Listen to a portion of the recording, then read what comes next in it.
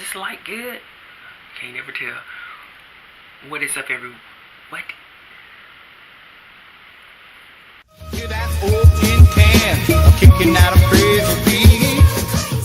What is up, everyone? It is me, Troi, and I'm here again with another video. And I'm giving y'all a lot of hand signals, or these signals. I don't know what this is.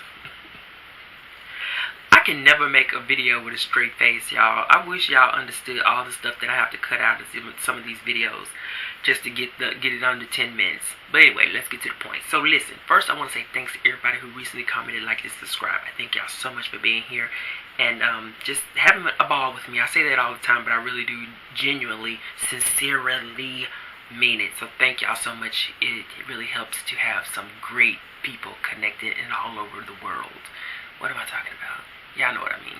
So on this video, I'm just going to share the books that I'm going to place within the bracket or the challenge or the prompt of shelf as it pertains to March Mystery Madness.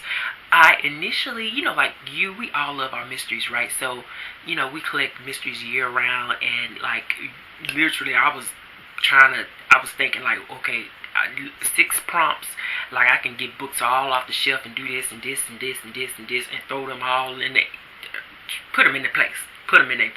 Okay, that's what I'm trying to get to. I could do all that, but girl, let me tell you, I got tired of it. I was like, look, I don't have time for this, okay?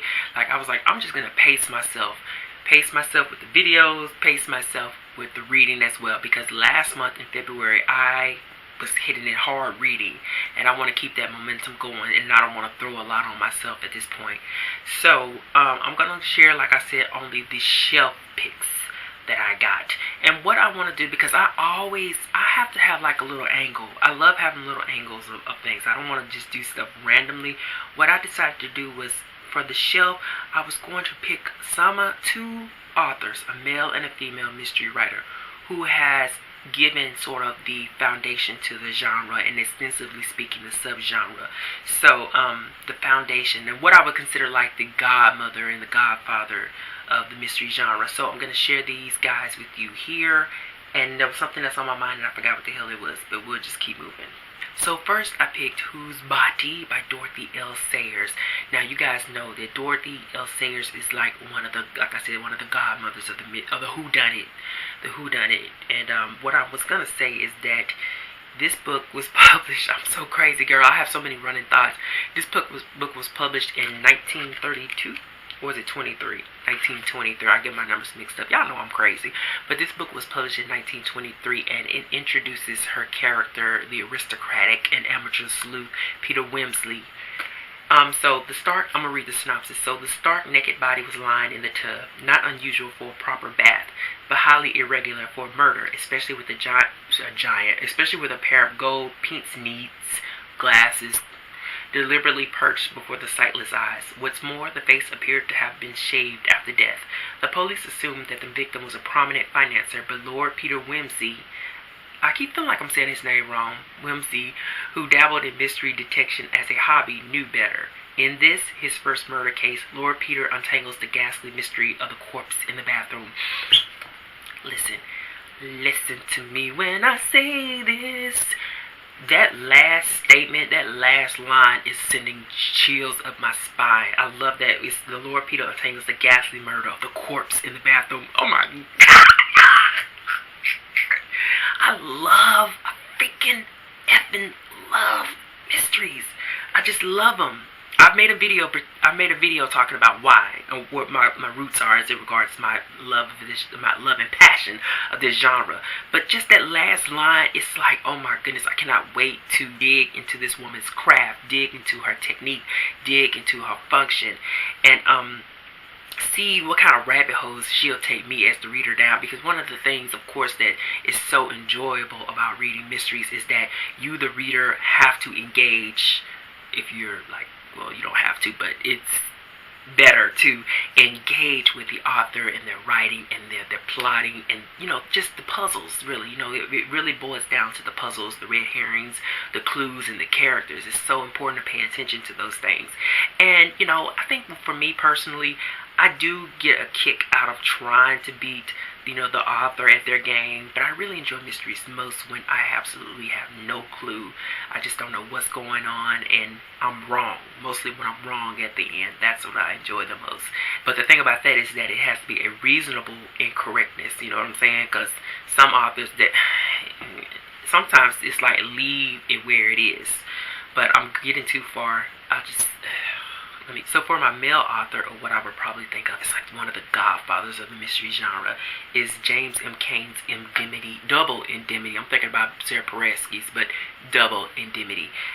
This was a novella published in 1936. I need to get on top of my game.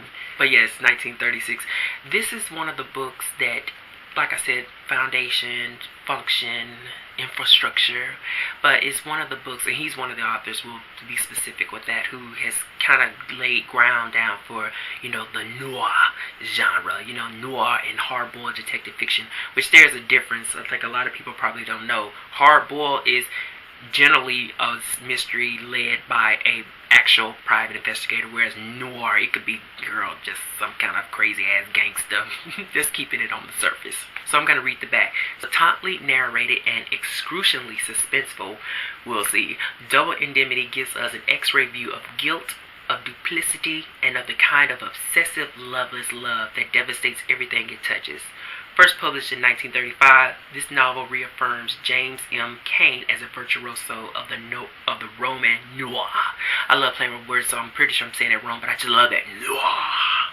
But anyway, I cannot wait to read this. It'll probably take me like a day. I want to read more male lead mystery stories, because, you know, I live like the lady detectives. They give me life, okay?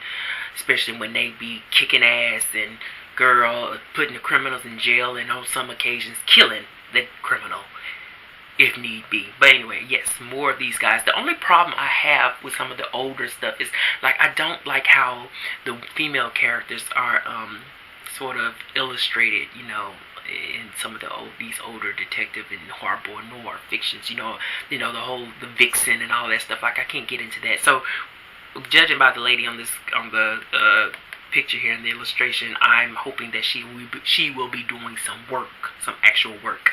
And I was looking at some of the vintage covers of this particular novella or novel, either way I think at this point, and it looks like if I can get some kind of context from the images, then it's going to be, you know, she's going to be very useful within this story. This doesn't have anything to do with mysteries, but before I even get started with March Mystery Madness, I'm going to be reading The Mothers. This is actually was the last book on my TBR for hashtag Read So Lit.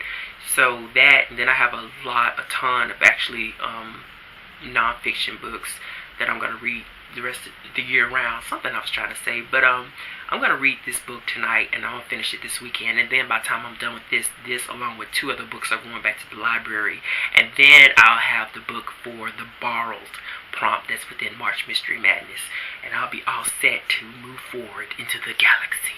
So that's it, guys. Thank y'all for joining me. If you read any of these books, then please leave me a comment and let me know what you thought without spoiling it.